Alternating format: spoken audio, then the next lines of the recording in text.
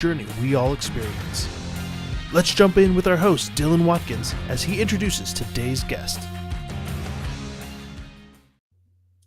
Do you want to know how the NFT and the augmented world are colliding together inside the real world?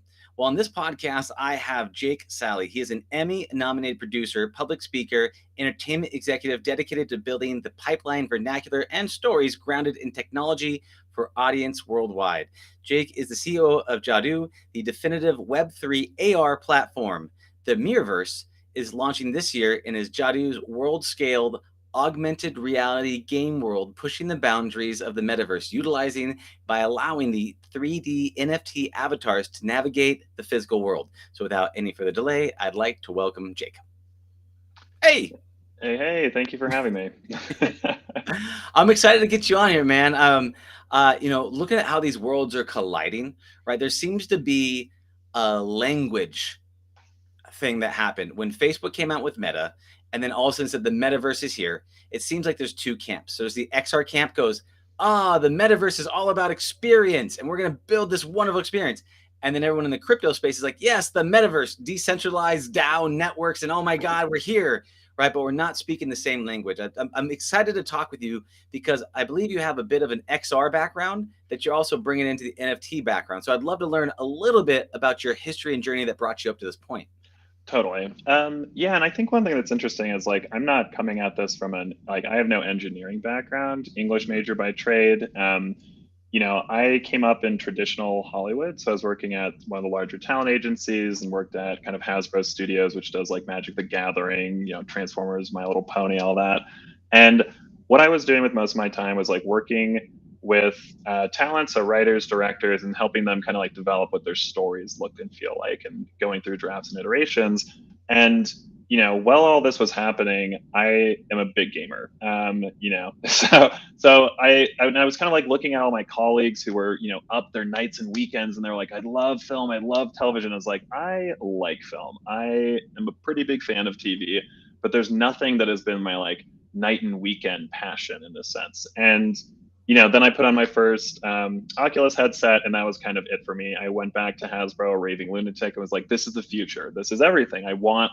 It clicked for me as this is what is driving me, and kind of takes, again, a lot from the things I love about video games, but is kind of in these shorter bursts is it's still very hard to do a 6-hour VR session in a way that, I can go play a lot of other games for an outrageous amount of time. And so that was kind of my entry point. I basically quit my job at Hasbro. I was like, I have to work full-time in VR. There were probably 3 companies doing VR in all of Los Angeles. One of them was this company, 2-Bit Circus, which at the time, they're kind of Imagineers for hire. So they had a crazy range of engineers that were doing basically everything you weren't supposed to do with VR. They were for early 360 video, it was you want it stationary, and they're like, let's put it on a Formula One car and make that a VR experience. And let's physically build the Formula One car replica that you sit in while you go through it.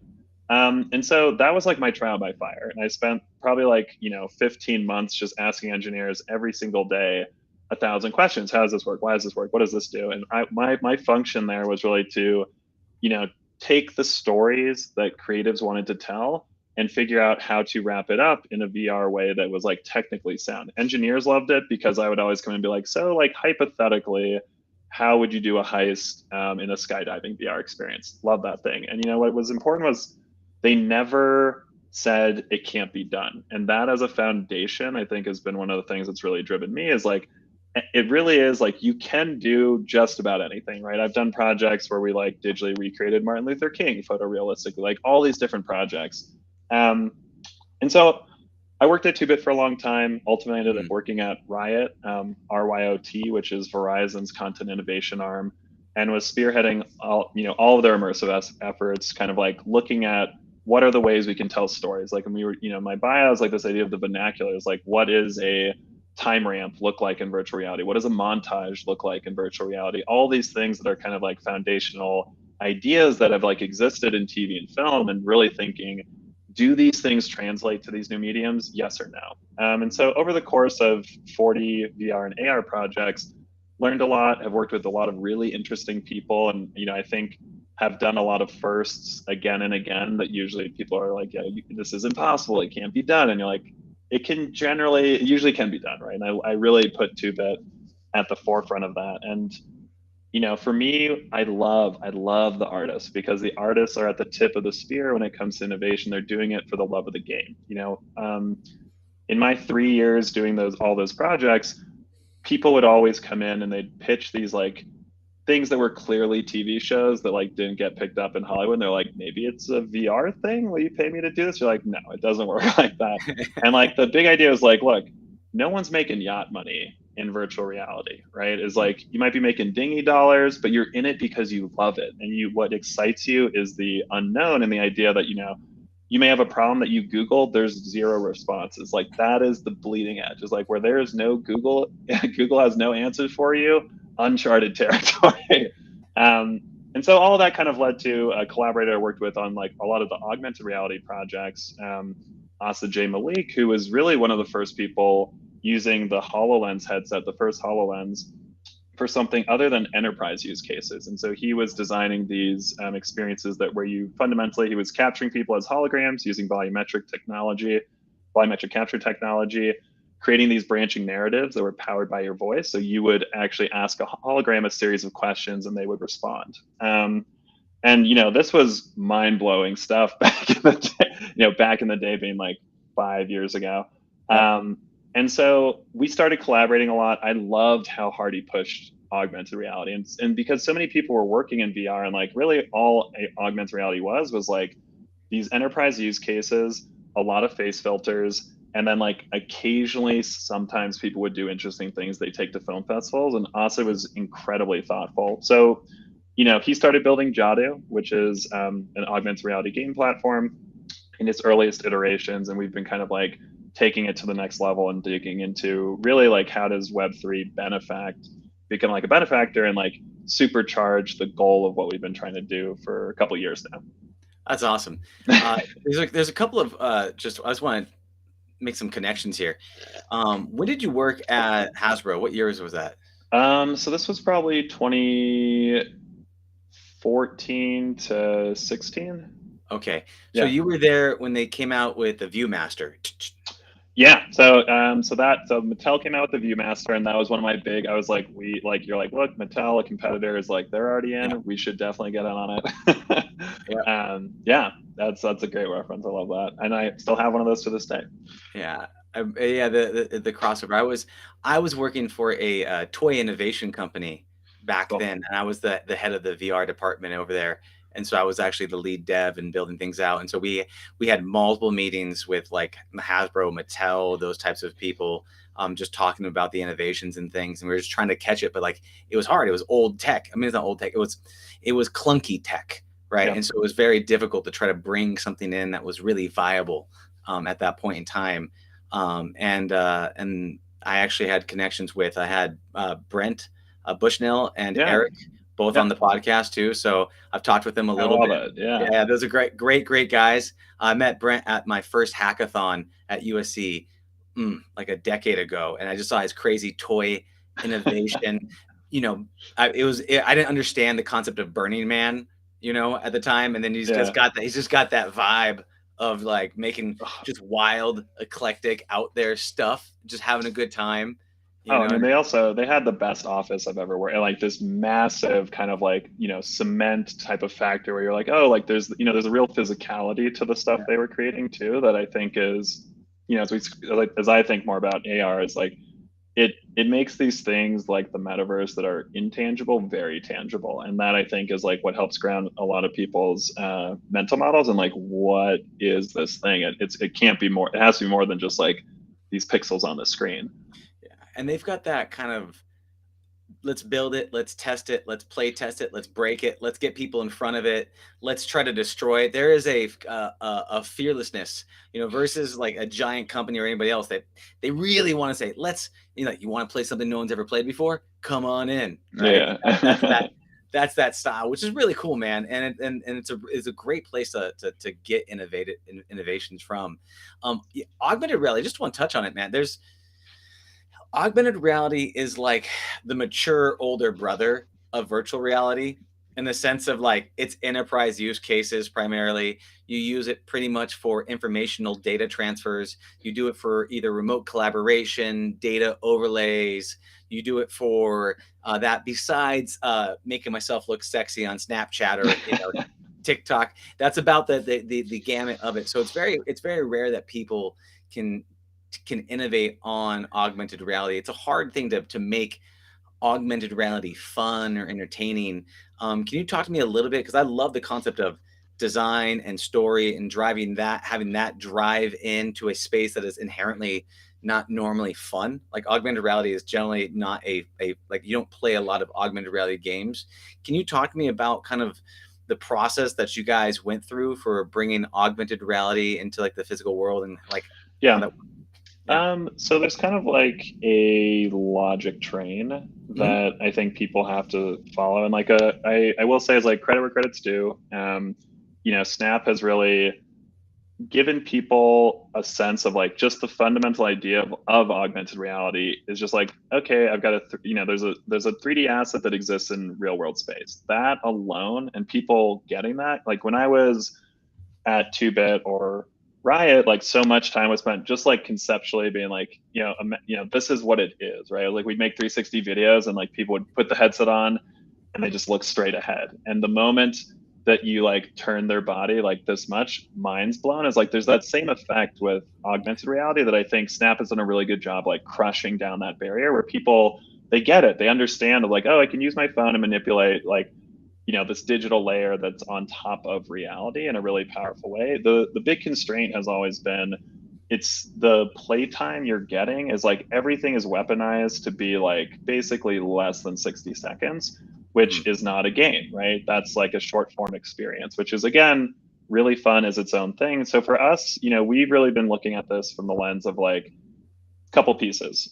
One is this like object oriented augmented reality. So rather than a face filter, is like the objects that are in your space, these AR objects, these 3D Mhm. pieces, they're really an interface for you to interact with the game world.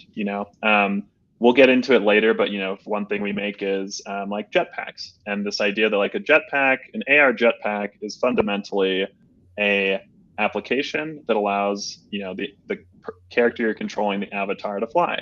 And the relationship between these objects, whether it's like an avatar and a jetpack, an avatar and a weapon, like all of these things matter. And then so that's like layer 1 and 2, which is just like long form and object oriented augmented reality.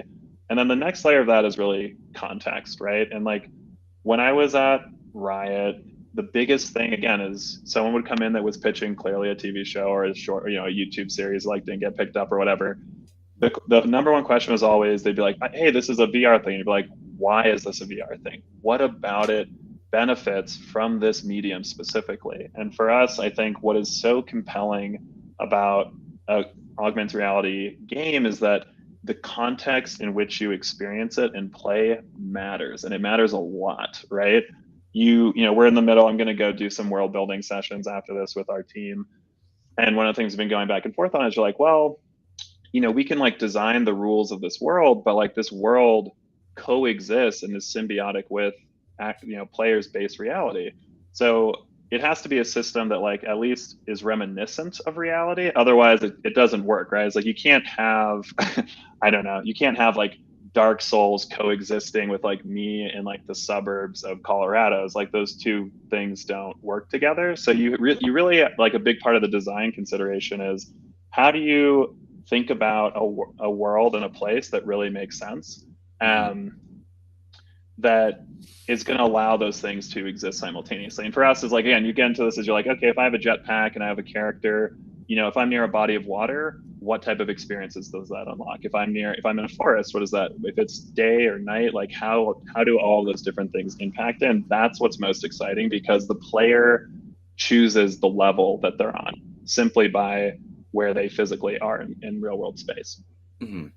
Yeah, what you're looking at and we're talking about right now is augmented reality is one type of technology. It's Mm-hmm. digitally overlaying a physical environment. So if we have a camera on and then you see a floating Tinkerbell go around the environment, that is an augmented reality. One thing that tends to blend together is geolocation gaming, right? Mm-hmm. So geocache location gaming, Pokemon, which people call augmented reality, but not really augmented reality. It was really a geolocation game. Yeah. So you find Ghastlies inside the cemetery, which, by the way, they banned a lot of cemeteries from Pokemon people running around cemeteries using it to to protect the residents. If you look at it, you're looking at geocached and you're looking at Mm-hmm. augmented reality. That's a big, gigantic undertaking to look at all the geolocations and say that this is context dependent upon Mm-hmm. how they affect the environment.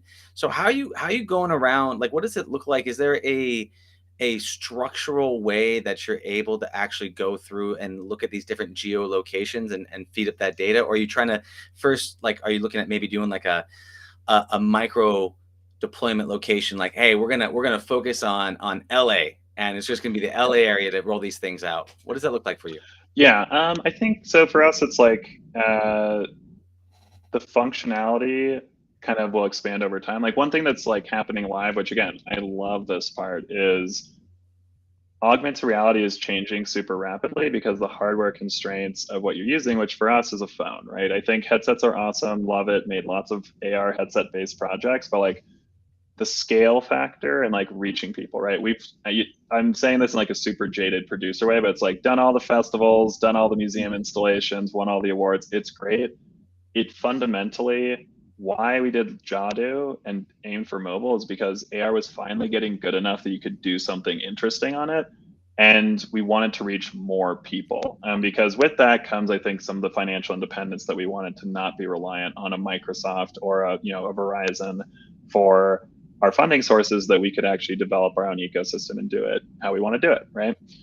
So it's not fitting into like a big company's like marketing R&D budget. Is you're like, okay, we don't have to play that game anymore. And that honestly is like, that's been the best. Like the last 9 months have been the most rewarding for that reason. Is you're like, there is no like quarterly OKR for some big company that's driving our decision making of why this is a good story. We're doing it because it's the most interesting version of augmented reality. And so when we talk about, yeah, geocaching as part of it, is like, I think we're still like, it's still so early, right? And all the people, in our audience and players that are interested, there's like this baseline of just like really, relationships between objects. That's a whole, like game season in its own right. So people can just fundamentally understand that. And I think as it expands out, you get wider and wider.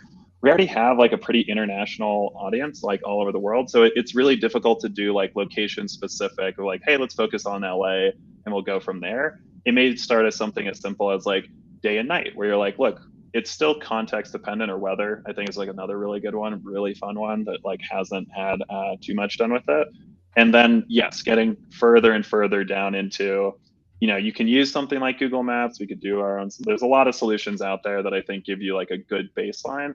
And as the technology expands, and selfishly as we build our engineering team, we can get more and more and more specific to the point where, Jadu means magic in Urdu, which I love, because it's this fundamental idea that, what we're building, the technology has to fade away and it just has to be fun and magical. If it doesn't do that, again, I've seen enough XR experiences where you're like, oh, this is a cool piece of tech. Like we've done, crazy things that you're like, it is awesome, but why is someone going to do it more than once, right? Yeah. Why do people want to live in this world? And like, what's the lore in the world building? We're like deep in world building mode right now of like awesome. reasons, like how do you build like a Tolkien scale world in AR? Like, what does that look like? And when it isn't an escapist thing, right? Like that world is coming to you and is being interwoven with the fabric of your life, your real life, like this, whatever is behind me right now. So that, I think it's like, I like complex problems, and like these are the most complex problems of our fucking of our time. That's all right. Real, yeah. Is this right? Like, what does a true augmented reality game look like? And not something that's designed to be 10 or 15 minutes, but something that's designed to be, I don't know. I was looking at some. It's embarrassing. It's like I almost have like 100 days worth of Overwatch played, right? And you're like, that is so much time. Not like days, like 24 hours worth of days, 100 of those. And you're like, there's just something about that game. I love it. I've uninstalled it. I hate it. I've gone through ups and downs, but like I always come back to it. And everyone has that game. Everyone has those games. They just like, they bleed for that game. And I think understanding how people get there with AR is like the technology, the interest, it's all collided in this moment in time where that's finally possible for the first time ever. And there'll be, people will build on whatever we do in the future, but now is the time to help define it as a medium. And that's something that we've put a lot of energy into over the last 5 years of helping define what does an AR experience for a headset look like, and now what does a scaled mobile AR game look like that isn't Pokemon Go, which again, love it, big fan. It lets people understand it, but there's so much more that can be done with it. Yeah, and it's also looking at that. I got a couple comments here. So one, the world building is super fascinating. I've had a lot of authors on the podcast, and I'm always curious about the world building ways that they do that. How do you build these worlds? How do you create? Because there's a lot of spinning plates. There's a lot of things to track when you're doing complex world building processes. And I've heard a bunch of different strategies around that. I'm gonna first dive into the world building, and then I want to break down a couple of these different things from the experience point of view. But for you personally, can you talk to me a bit about your process of world building? Like, is that, and technically speaking, is that on a whiteboard? Do you open up what does it look like? How do you go from mind to shared reality? Yeah. So we have a truly incredible world building lead, Mac Boucher, who's kind of spearheading this like holistically. And I think what I love about Mac is his ability he is so well experienced. And I say that because it's video games, it's books, it's movies, and like all of these things. Again, no one's built an AR world scale game. So there's a lot of questions around like, where do we pull references from? And like for me, coming from the VR AR side earlier on, is you're like, there were always people that are like, oh, like I'm a dancer, like here's how we should use like transportation mechanics and virtual reality. And I think his brain is able to synthesize all of that. A lot of it, we've definitely done whiteboarding sessions. I'm a diehard whiteboard user. I think a lot of it has been us collectively going off, here are the references, playing those games, whatever it is. Like I'm in the middle of playing Sable right now, which is, it's interesting. It's not like my favorite game, but there's things to it. You're like, oh, like, I don't know if anyone's played Kentucky Route Zero, but I was just like, it's like, I think this is a really interesting reference too, because it's this kaleidoscopic view of different like gameplay styles, right? And you're like, it gives you so much context of like, it captures some of the mystery, So there's a lot of different. There's a couple of things. When I haven't played Kentucky, it sounds interesting. Dude, must play game. Yeah. What about it stands out to you? Like, what is the? It's almost like going. It's almost like going to this weird interactive. I don't think museum is right, but it's almost like a Canterbury Tales, in that you're like, there's so many different novellas within it, and like it explores a lot of different play styles and game types that kind of range from like little platformers to mystery things. And I think like it's unboxable, as you're like, what genre would you even classify this game as? Like, no idea. It covers so much. And what I think is nice too about it, that I love, is like, it's such a good representation of gaming over time, because it took them like 10 years to make it, and so much has changed over that period of time, right?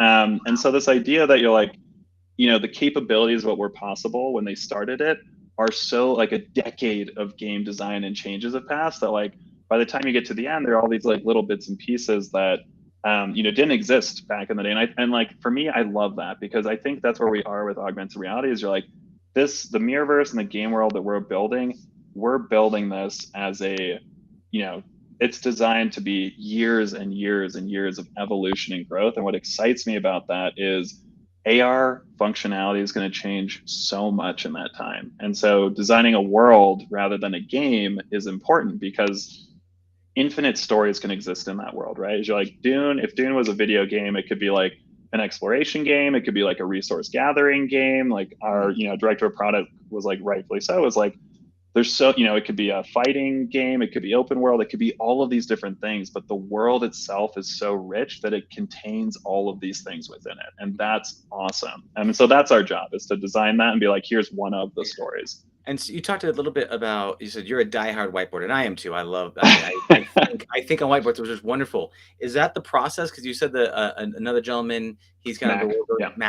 Mac. He was a person going through this, and so is his process as well? Is it in his head? Is he take down notes and it comes Yeah, back? To we use a lot of Figma. I think we're a pretty design heavy company. I'm design illiterate, so it allows me to seem like passively design oriented.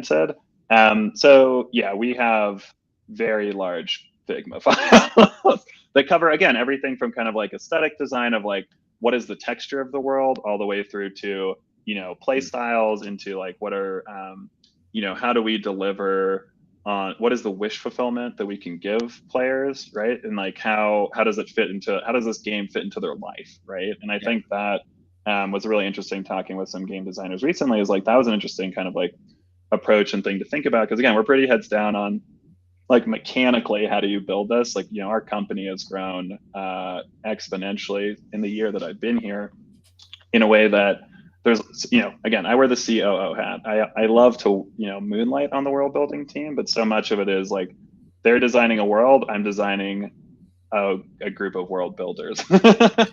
you're playing the orchestra. Yeah, and that's awesome. When you're looking at building this out, so if I was to describe them, I'm just using Pokemon Go as an example. Please. I'm hanging out at my house. I want something to do with my family, but I'm cheap and I don't want to spend the money. So I then take me and my son, and then we go out and we go down the park and we go catch some Pokemon. We go look around for Pokemon. I throw out a couple of balls. I catch them because I got to complete my set. I've got like 1 of 3 of the Pokemon characters. I want to get this set out. I know that there's an alert for them over in this park, so I'm gonna go over there and capture them. I go and throw some balls around with my son. We waste about a half an hour. We go get an ice cream. We come back home. Bada bing, bada boom. That's my day. Yeah. Right. So that's a pattern. I just described you a pattern, a use case, a real world use case from going from I have a need, I fulfilled that need by using the game, which is some time with my family. Do you have clarity around how people are going to be using your application yet, or are you still kind of in discovery understanding mode? Great question. I think it's 2 parts. Is like what's the game loop, which that is an open question. There's a lot of different types of game loops. I think the question is like, again, for me, is like it gets back into the into the logic train, which is really like what's the best way to introduce people to augmented reality. Like there's like all sorts of game loops, and I think this maybe is a good time to start digging on like the NFT side of it, which is like the unspoken part of this, which is this is not only has no one built a world scale augmented reality game, no one has also built it as like really a Web3 native experience. And so I think the value proposition at an absolute baseline is crystal clear, which is people are investing money into purchasing different NFTs. And the trend for NFTs is going from 2D, pictures, profile pictures, what have you, into this like where it gets way more interesting, which is when those profile pictures become 3D avatars. And that was really the entry point for us, because we were looking at the evolution of NFTs, and we're like, look, we love this. We're in it as individual collectors, but there's nothing about this that is necessary for AR. And you're like, yeah, I mean, like one could take a JPEG and like put it on their wall using LiDAR. And you're like, it's an AR thing, totally. But you're like, it's boring, right? And so, getting back to the complex problems, boring problem, easy solution.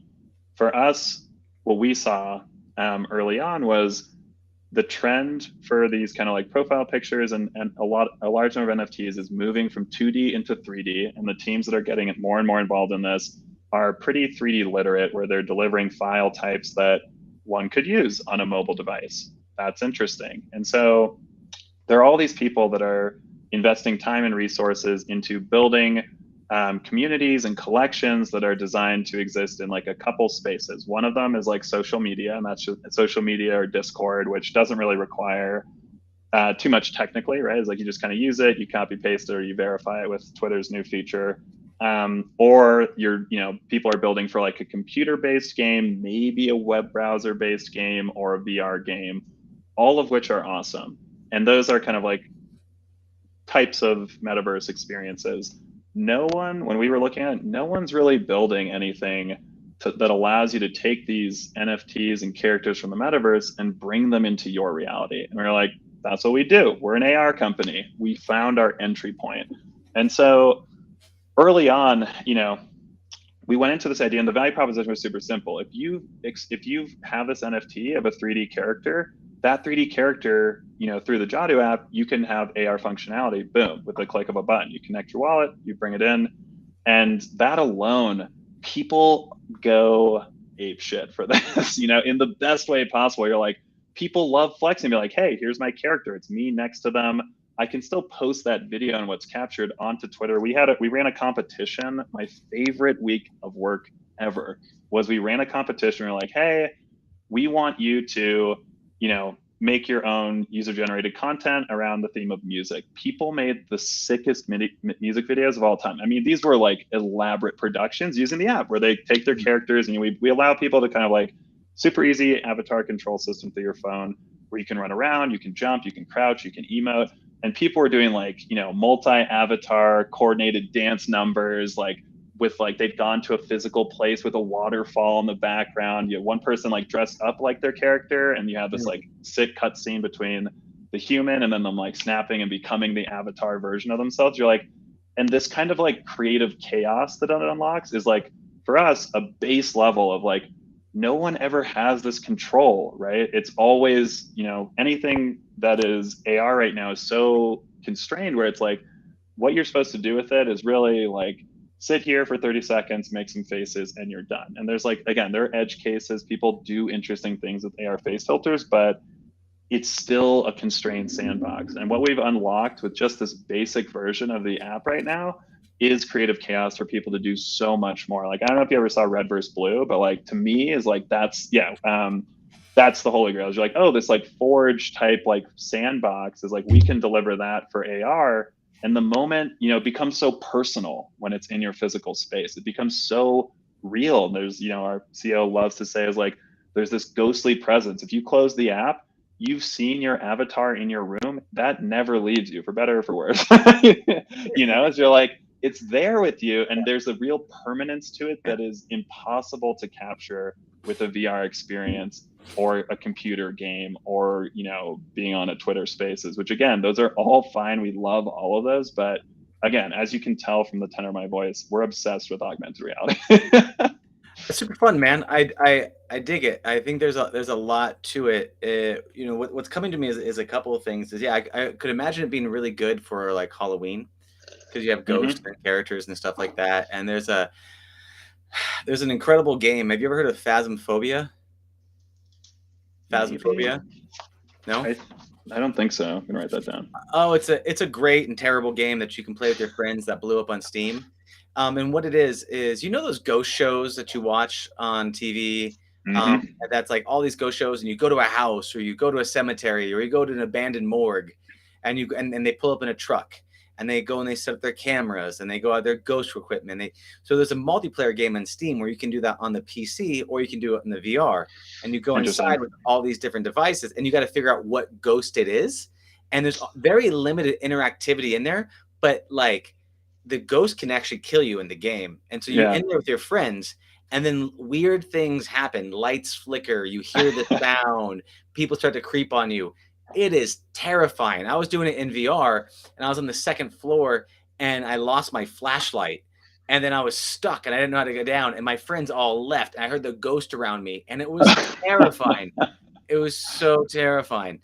But I could imagine there actually being a really cool use case with doing that because using the phone, using that kind of thing, ghost detective, you could actually bring in ghostly type of objects and things like that.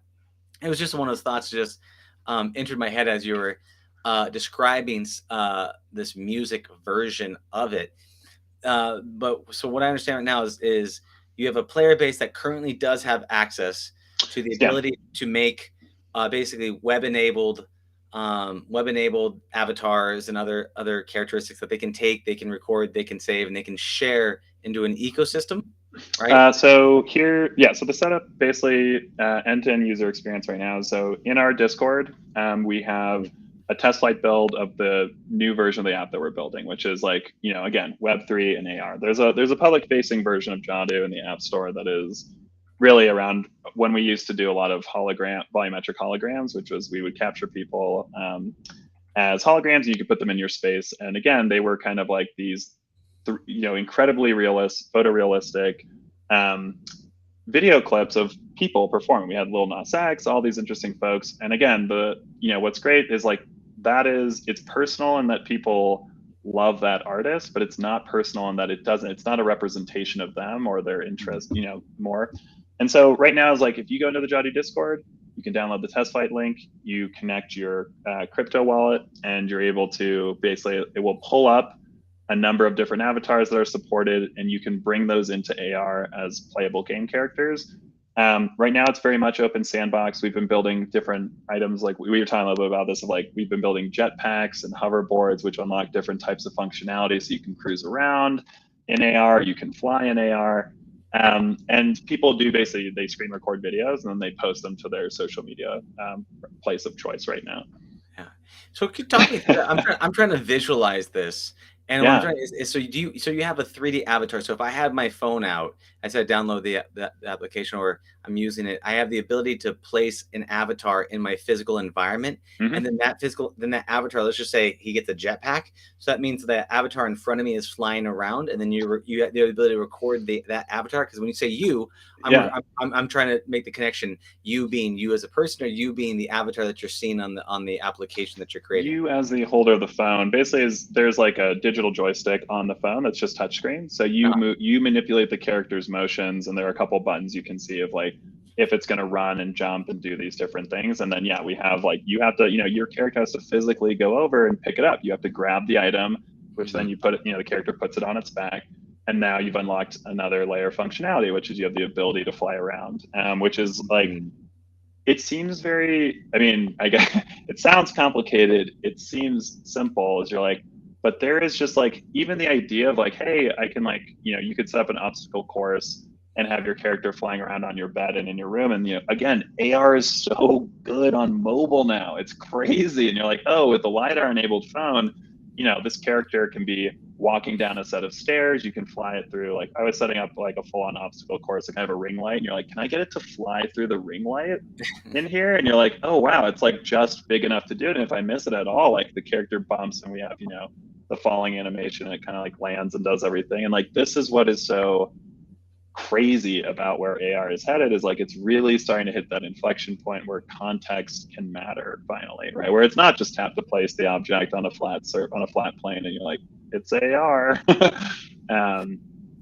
So that's really interesting because you're right. LiDAR, like the AR kit and all these other technologies that are out there right now, it makes using AR, it gets better, quicker, faster, and then the ability for it to interact with the environments is awesome.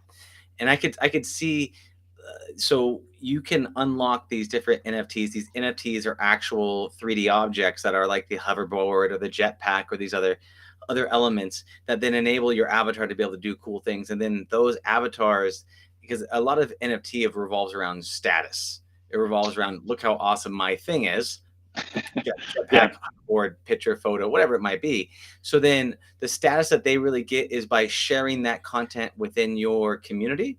Or where's the no, these things can be posted on Twitter, Instagram. Is like, for us, and like the whole idea of Web3 is you're like, it has to be interoperable. It's like, we don't have like, we're not trying to like, you don't have to make a user profile. We don't need any data from you. Like none of that stuff matters to us. And again, this is why it's awesome, is you're like, Snap, these other big platforms, they're stuck. They have no business model other than, consumer as the product. And we don't need, I think it's, again, nothing is more validating than being like, what data do we need? Whatever you want to give us in terms of like, where are you for context of the type of AR experience? What are the time of day, the weather, these things start to impact it. But, we don't need to, there's no data we want to sell to anyone. It's like, we're here to deliver dope games, the end. And, where our revenue comes from primarily right now is like, we sell these NFTs. And again, people can sell them on the secondary market, do whatever they want with them.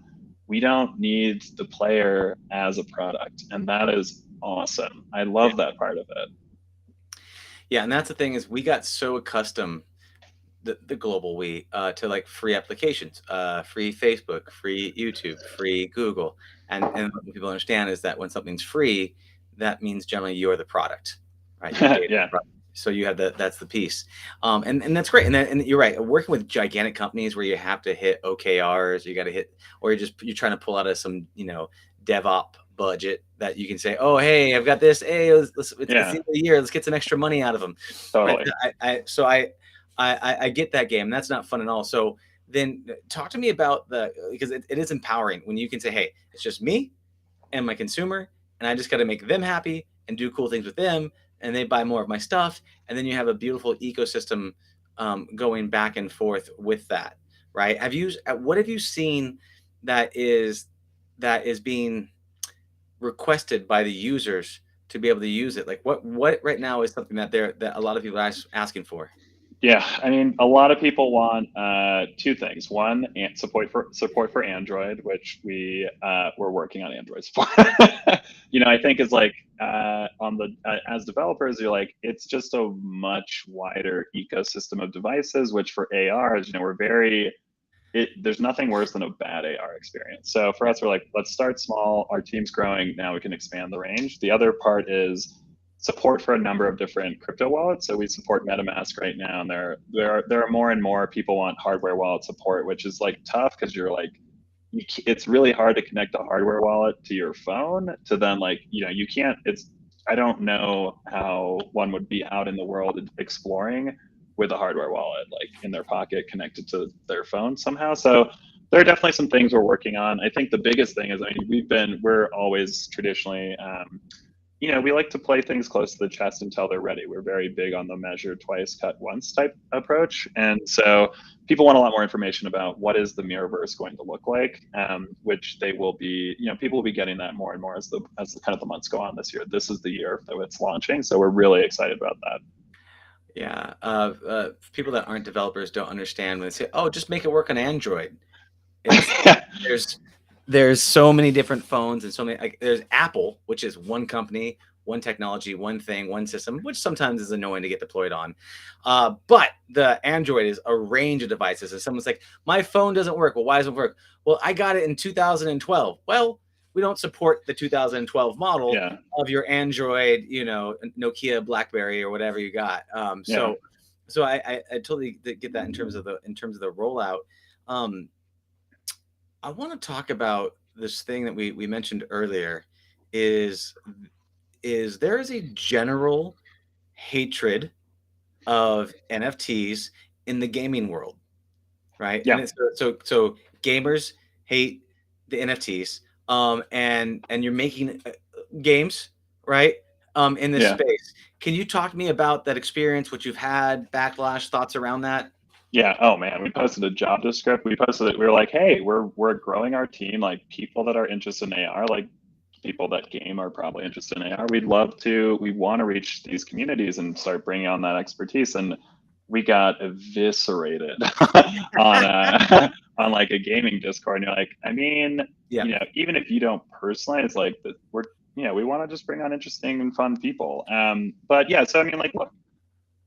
Some of the core considerations, like if I were in the gaming space, I would probably also be annoyed with this because it's a buzzword that often doesn't mean anything. There's a lot of, people feel strongly that portions of the NFT world are scams, which look, no one's gonna, I'm not gonna get up here and say that scammers do not exist, but scammers exist in plenty of spaces.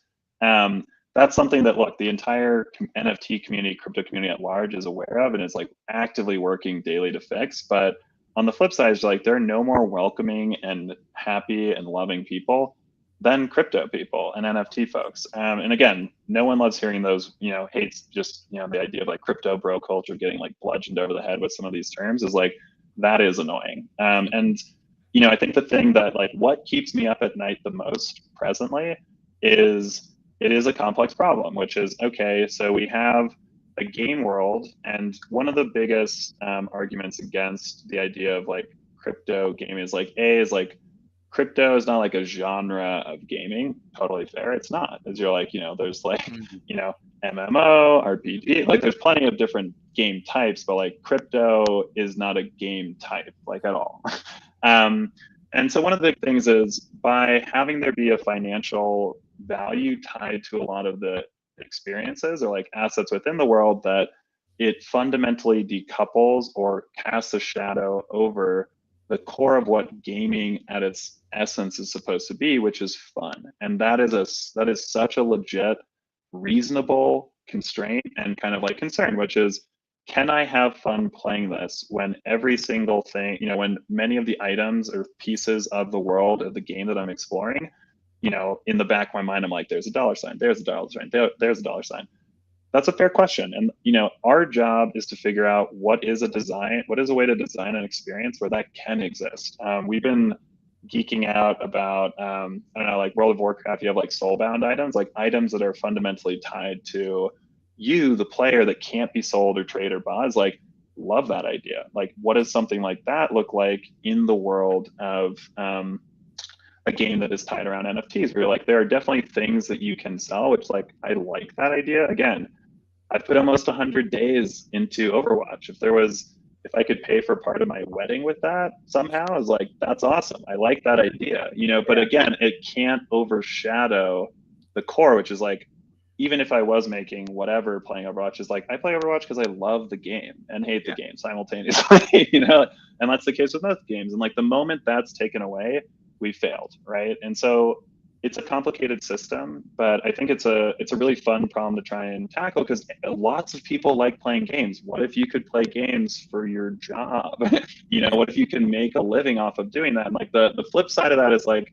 on one extreme, the other extreme is like, well, you don't want it to be something that is so tied to financing that like the best version of the game where you make the most money is a grind mechanic. And that's, I think, the problem that a lot of current play to earn gaming faces, is you're like, it's a game in the sense that you tap buttons on a screen, but it's not a game in the sense that like, no one would play this for fun. Like, it's not like, we can all agree is like, this is not a fun game. It just happens to get you some financial liquidity, which again is its own, some people like that. It's not what I as a gamer want to do, but that's kind of like, so these are all like the design considerations like ripping through our brains right Yeah, now. and that's the challenge, is that there's two things going on here. A professional is someone who does what they love to do, even though they don't love to do it, right? So like they're so you love it, but you have to keep going even though you don't love it, right? And that's kind of when you take your fun and you turn it into work, you kind of lose that fun, which is terrible. All right, can be. And so when you're talking about play to earn, right, which is the term play to earn, how is your game? How is your experience a play to earn? Yeah. So I can't get into that yet. But I would say like traditionally a lot of play, and if you're super familiar with the play to earn side of things, is like, a lot of times it's just like, there's some core game loop mechanic where like, you're going to gather this resource and you can buy this thing, and that thing has a speculator's market, which it can be sold on for X amount of money, depending on rarity and all these other factors. And you're like, again, that's a totally fine, reasonable game. It's just not like a very interesting one, right? It's like, if I wouldn't spend my time doing it, like I'm the oldest of like 19, siblings and cousins. And you're like, like a good metric for me is like when I was in VR and like really hardcore into it, every Christmas I'd come home with like the newest VR headset, and I just like watch them all use it. And then like, the first couple of years, none of them use it. Like, this sucks. I don't want anything to do with it. And by like, the quest is, you're like, okay, people are really into this. People are spending time in this. This is interesting. And so like, you have this really interesting, and again, it spans like, 30 years of siblings and cousins and everything. So you get a nice spread to it. And like, I knew AR and VR were going to make it when like my fiance's dad, who's like pushing 70, he was in the Vader Immortal experience for like 3 hours. And I was like, it's over. It's over. Like, we're here. We've made it. It's crosses that chasm, right? Totally. Yeah. But so, I mean, look, some of the things we think about, right? And like, these are not set in stone, is like, this idea that, again, how do you reward adventure? Is like, we like the idea of people getting out of the house. Again, why AR? Is like, you can, if I want to sit here and play a video, like I can play most games in my house. That's where I would say probably 95% of people play most of their games, unless they're like in line at a grocery store. Why AR? Why AR? Because the context matters. And how do we reward people for getting out of the house and exploring? That's an interesting mechanic for us, right? And like, how can that be rewarding instead of hit this button 5,000 times? you know, and just like have your character, you know, do its Farmville thing. It's like, again, it's a totally like it's a game, but it's not like, you know, microtransactions are the death of like the last iteration of gaming. I think free to, you know, play to earn has that potential. It's like there's such valid concerns of like why, if I'm a gamer and you're like, you know, I grew up on Warcraft and you're like, those worlds are so rich. That lore is so, you know, interesting. And you're like, I just bought Reforged and was like, look, I haven't played this game in like 15 years. And you're like, I paid another $60 to just play a graphically updated version that's like not even materially better. But you're like, because the game itself was fun. That's why people play it. And like that's the kind of permanence we're going for with this, that people should really, it should be, again, how can this game have its own ghostly presence, right? Mm-hmm. Yeah, I mean, and that's the challenge to it, is how do you make a game? Well, there's two elements of it. One, how do you make grind jobs, right? Play to earn games fun. That's one gigantic thing. The other one is, how do you stop people from basically hacking the system, where you've got, you know, 100,000 bots that are spun up overnight that are simply just grind tasking what you have, spoofing geolocations and doing everything else.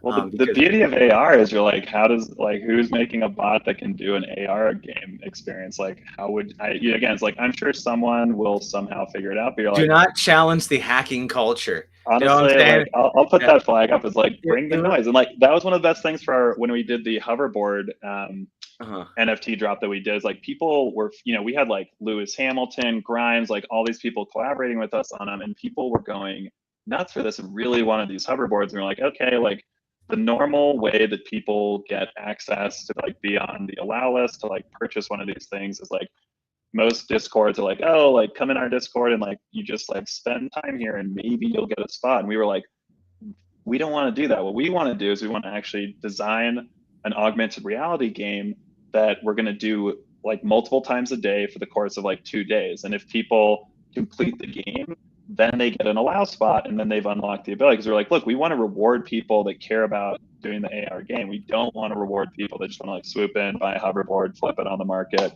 and make some money. And this was the perfect way to filter that out, is you're just like, oh, great. And, you know, it was crazy. It was the craziest 2 days of the year of like, because it was the first time we'd ever done like a you know, architected experience, rather than just like, hey, use your avatar, like here's some AR functionality, use it. It was like, here's a game you can play, right? And it was still like a pretty straightforward game where you're putting balls into certain holes, but it's like opening up a portal in your wall to create that, and people's heads exploded in the best way possible. And you're like, that is the magic to deliver. And that type of experience that can filter out, you know, prospectors and people that don't actually care about the game world, that's really interesting to us. And again, so these are just inputs in our brains that are like in this daily blender of like, what's going to be the best way to do it? Because there's 50 versions of this that all work, but like, what's the best one of them? Those are some serious things to consider, and it's one of those things that the challenge with making a game or augmented expand or any of those elements is that you can do anything. You can literally do anything. You can make the world. You can make it as been, and especially going to do a literal world size game. You basically, the challenge is creativity comes with constraints, right? Yes. And without any constraints, right, you're just going to basically make an unlimited thing, right? That's going to and the best games are elegant, right? Beat Saber, elegant, right? Pokemon Go. It's still the all-time OG. I do. Yeah, I feel like I still think Super Hot is like the greatest VR game of all time. You're like, it's so smart and so simple and so good. elegant, right? Yeah. And it's elegant, and that's why, like, for me, I can describe to you Pokemon Go in what it was a paragraph. I just described it. This is my day. This is how I use it. This is what it is. This is what I got. Boom, I'm done. Right, and that's the thing. On like, if you can communicate that back to people, and that's a challenge, right? If people look at it, like, oh, it's so.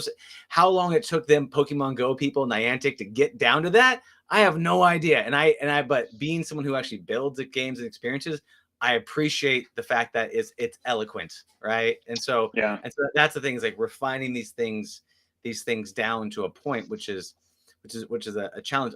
Real quick side tangent. I just want to curious, what do you believe your superpower is for you personally? What is your superpower? Yeah. Also, if you want to, have you ever played Florence on mobile? No, Oh, dude. really. Florence, I mean, I cried playing. It's so good. Uh, I'm a sucker for love stories that tend to transcend space and time. And you're just like, it's also like a 2 hour play. But if you haven't played that, definitely play all right, Florence. it's on my list. Yeah. Florence, I got it. So my superpower, again, is like I'm not an engineer, right? It's like I get to fill the funny role of traditionally is like most of my career has been as a producer, which is this like super intangible thing. Is like there are financial producers, there are creative producers, there are like production oriented producers, technical producers. And I tend to sit in the like it's really known as like the intersection of all of those. Is like my superpower is traditionally making really, really good lists and being like, because like a complex problem, like all of these are complex problems, right? And like, how do you even fundamentally break this down into a way that like it can be tackled? And I think it can create paralysis in a lot of people, or it can be directionless for a lot of other people. And like when I came on for Jadu as COO, my entire approach to this has been this is just me as a producer producing a project, but the project is a company, and so the project never ends. And like that's I think it's been a good design framework for myself. And for all of these things, there's so many pieces involved. And why I love whiteboarding is because you get to see all the pieces visually. And I'm a super visual learner and my audio retention is awful. So it's like to be able to see them all and like move them around and see is like, okay, what is like the order of operations? Like that is unfortunately like very rewarding and fulfilling for me. And it helps like people get to focus on what they're good at, right? And like my number one job is like always to like save people time from all the bullshit. And like if they can just focus on doing what they're brought in to do, is like we have awesome game designers and game developers, all of these people that are like world class. And like what I hated about working at big companies is so much time was just compliance exercises and just like nonsense, like due diligence on things. You're like, here's a report about the things I did, and like here's another version of the same report of the things I did, versus just like doing the things, right? And all of that slows down your ability to be effective in what is like a pure, this space, like Web3 and AR space together are just nuclear, and they're moving at this warp speed I've never seen before. And this was like even the last 5 years of XR, which was accelerating like crazy fast, right? Like Facebook Reality Labs is like burning through like $200 billion, and you're just like, Nuts. okay, like you're seeing the output is real, which is you're like, okay, we've gone through like what should have been 50 iterations of VR headsets in like 3 years, and I think that, so for me, yes, the superpower is list building and getting people aligned to like just do what they love doing, which is great. It's very rewarding. Yeah, I think it's very discounted and underappreciated, because a lot of people think like, oh, I got it in my head, I know what I need to do.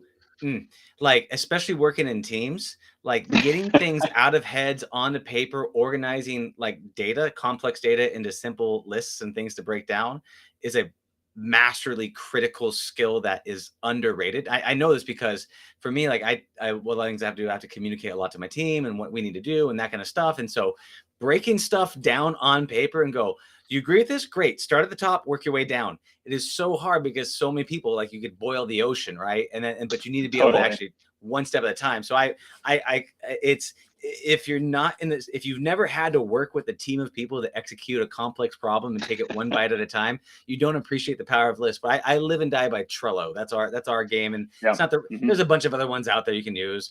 But like, I need it. Like I need lists. I need it. So I appreciate that. With you and with your company that you work with, what is your holy grail? Like, what is your flag in the sand, climb the top of the mountain? Oh my God, we've done it. It's not my favorite metric, but I think when Jadu is a $1 billion company, is like that to me is like we've made it as like a standalone AR company, right? And I think is like there's a inflection point where it goes from, because again, like Magic Leap was like crushing pretty hard up there. Again, they're a hardware company, so it's different, but I really think, I know we can do it. Like there's this kind of, again, enough years in VR and AR to be like, I've seen a lot of iterations. This is hands down the collision of so many forces at play that make some of this stuff possible. But I think as Jadu attains that, and I think when people can really have, again, Jadu in their lives on a daily basis in a way that you're like, look, it should be synonymous with magic. And like when people can get magic back into their day, and again, that's just things that like Pokemon is trying to do. It's just like, again, it's not designed from the floor up as an AR experience, right? It's designed to be, is like most people turn off the AR feature on Pokemon Go because they're like, this is annoying and I don't like it. You know, I want to catch Pokemon faster. And like, I think there's so much untapped potential for AR, and people are used to looking at the world of AR through this keyhole when our job is to kick this door open and be like, this is what AR is, right? So I'm really looking forward to it. And honestly, we've been growing so aggressively. Like the trajectory is amazing, and it's been cool. Is like there's nothing I love more than like we're starting a speaker series right this month of like with all these incredible XR directors and you know Tony Parisi from Unity and different folks where it's like, yeah, that like we really care deeply about educating people about what is AR, like really like historically, what has it been? Why is now an important time? What is LiDAR? Like, why is that an interesting thing? What does that enable for you as a player to do that you couldn't do before? So yeah. That's cool, brother. A $1 billion company. And that was the hope of the what was the name of them again? Magic Leap. Yeah. Ooh, forgot them already. Again, great product. Really loved it.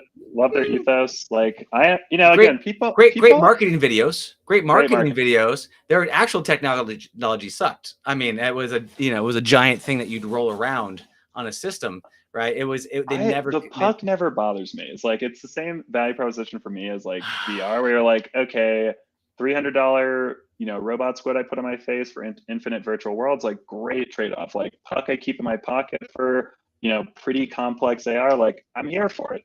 And I know people feel otherwise. It's like for me, I'm like, it just doesn't bother me. And like maybe it's I don't know, like I wear jeans with like pockets that hold something like that. Like it doesn't like there's no concern. It just goes with it. Well, okay. So that was their kryptonite for you for reaching the $1 billion AR company. What do you think is your dragon? What is the thing that is so difficult to seemingly overcome that you don't know if you're going to be able to do it? I think it's I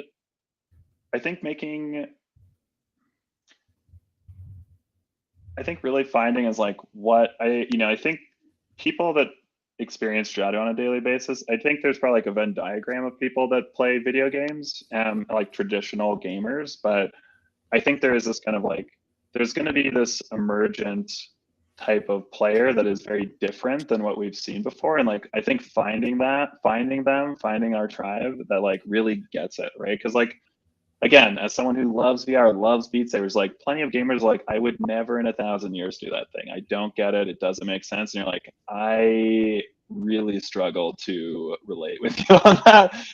It's like, I think it'll be the same thing with this, which is like, it's not going to be for everyone, but I think it's going to, our job is to make it for everyone. And that I think really understanding how does this particular version of a company scale too, is you're like, it's one thing to like our market and a lot of our players is like, it's this space and the market is growing so crazy fast that it will continue to change. But like, it's very different to be like, oh, like we have like, 400 million people playing this is like, that's a lot of people. That's like a very complex, very rich world.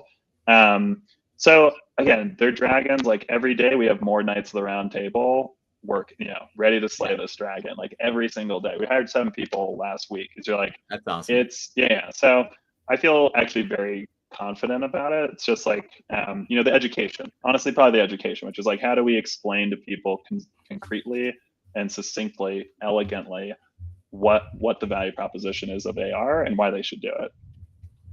Makes a ton of sense, yeah. And that's that a lot of piece, especially when new technology is the educational piece, is like getting them like, this is what this is, right? And it makes a ton of sense.